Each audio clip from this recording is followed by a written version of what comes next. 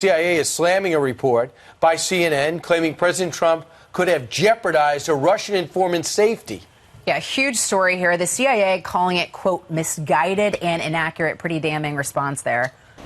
You're right on the money. And this report out of CNN, by the way, was fronted and sourced by Jim Sciutto. You probably have seen him on the air. He is a former Obama administration official and a frequent critic of President Trump. Now, the CNN report claimed that the CIA removed a top spy from Russia over fear that they could be compromised by President Trump, that the U.S. intelligence community didn't feel like it could fully trust the commander-in-chief to keep spies safe. A disturbing revelation certainly was the suggestion, but the CIA's director of public affairs pushed back hard, calling it misguided speculation that the president's handling of our nation's most sensitive intelligence, which he has access to each and every day, drove an alleged exfiltration operation is inaccurate.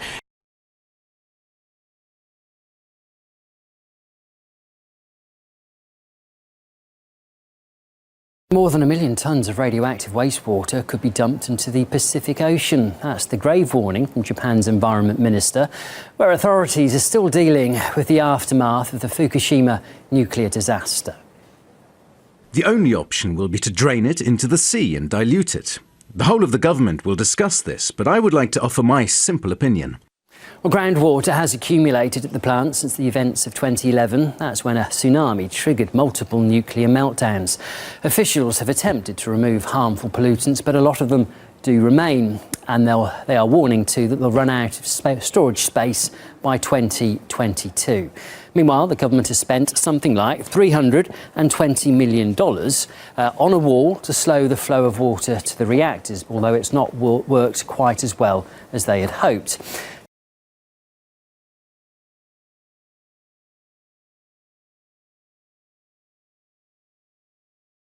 Just minutes ago, as Netanyahu was at a campaign event, look here, security forces rushed him off the stage because our team in Jerusalem reports Palestinians fired large rockets from the Gaza into two major cities in the Israeli south. It's breaking now. Shep, that's exactly right. In the last hour, 2 rockets were fired from the Gaza Strip into southern Israel. This is significant for 2 reasons. The first, these are major rockets. They are targeting large Israeli cities, including Ashkelon and Sderot. This is significant for another reason, because as you can see in this video, Israeli Prime Minister Benjamin Netanyahu was actually speaking in one of those cities at an election rally. Now, he was rushed off the stage as he told attendees to take shelter. Here's what we know so far. At least one of the rockets was intercepted by Israel's missile defense system, the Iron Dome. There are reports of other rockets landing in open areas. Now, we can expect a massive Israeli response in Gaza, as this is being seen locally as a major escalation.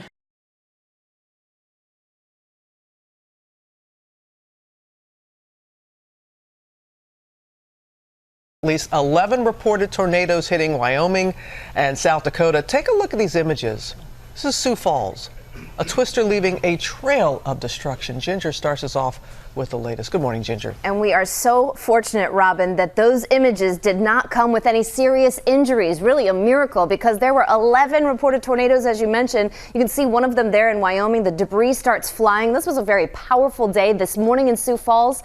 2-hour delays for schools. They're asking people to shelter in place. They've had flash flood warnings, and the threat is not over today. Oh, I hit something! Tornadoes ripping through Wyoming and South Dakota. Massive circulation! 11 reported tornadoes, including an overnight twister in Sioux Falls. The likely tornado shredding this advanced auto parts store. It's got winds gusting 70 miles an hour plus heavy rain, lots of lightning.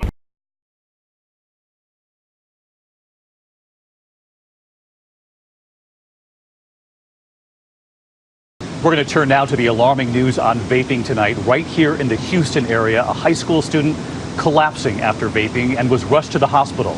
And now a 6th person has died linked to e-cigarettes. That patient in their 50s. Tonight, new alarm about the risk of vaping after an emergency at this Houston area high school. Officials say a student was suddenly sickened after vaping. It's just the latest in a growing number of cases around the country. Doctors are reporting serious lung illnesses. More than 450 patients and counting. And tonight, a 6th death linked to vaping. That person in Kansas, over 50 years old with underlying health problems whose symptoms worsened rapidly. Most of the cases are linked to vaping THC products, but doctors are scrambling for answers. We don't know, but something clearly has changed in the last month to 6 weeks in the products that are being vaped, and that's what the CDC is working to find.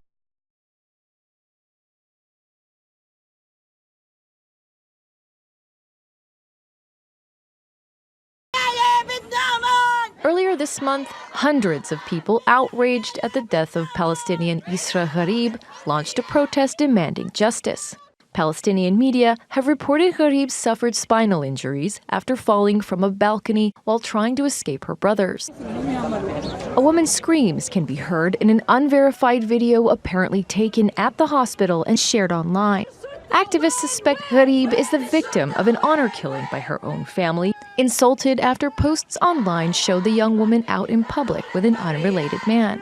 Family members have denied the accusations, describing the fall as an accident. But a social media backlash has prompted the Palestinian Authority to launch an investigation. 7 people have been taken into custody for questioning, and we're waiting for a laboratory test result, which will be made public as soon as they come out.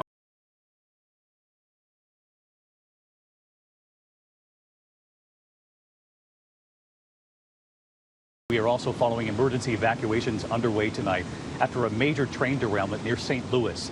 Here are the pictures. At least 18 cars off the tracks carrying flammable liquid catching fire, thick black smoke rising into the sky.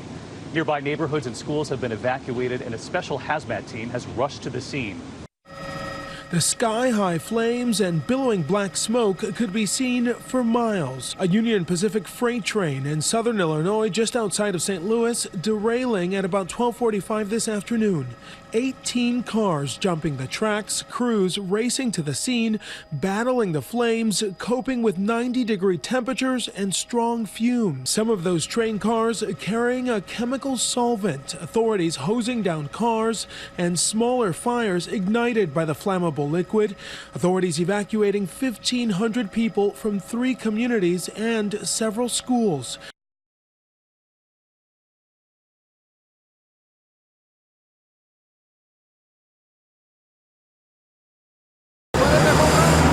Newly arrived on a chartered flight and onto the streets of Kabul.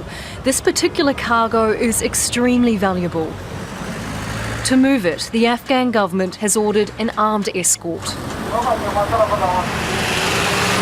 The trucks carry items needed to hold the presidential election, scheduled for September the 28th. The first batch of election material is heavily guarded because the convoy is a potential target for the Taliban, who don't want to see the election go ahead. Everyone knows the Taliban is trying to create problems. They conduct explosions and suicide attacks to stop the vote. That's why it's our duty to escort these important materials and get them here safely. Here is Afghanistan's election commission. It too is heavily guarded. Before entering the compound, trucks edge through a checkpoint with sniffer dogs looking for explosives.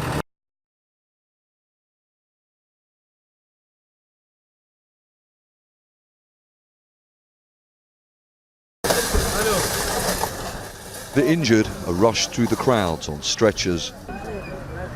Millions of Shia Muslims had gathered in the Iraqi city of Karbala to commemorate the death of Imam Hussein ibn Ali, the Prophet Muhammad's grandson who was killed here more than 1,300 years ago. Witnesses said that when some people fell on a slope at one of the entrances to the Imam Hussein shrine, thousands of others piled forward. 15-year-old Murtada Imad describes his terror on what was supposed to be one of the most important days of his life. I tried to push back, but I was pushed over because people broke through the barrier. There were many people on the ground, and many others fell on top of them. It was like one dragging the other down. I was trapped under bodies for 4 minutes. I was suffocating. There was only a small hole where I could breathe. The people on my right and left died. Another near me broke his ribs. I saw one person taking his last breath. I felt my leg crack when it broke.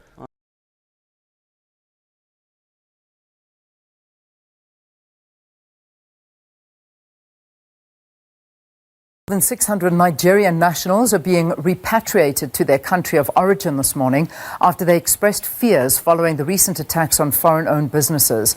The Nigerian High Commission says a privately owned airline, Air Peace, offered free flights to those who would like to leave. The Nigerians boarded buses at the Commission a short while ago and are en route to OR Tambo International Airport. 13 people have died over the past week and a half in the looting and torching of businesses in Gauteng.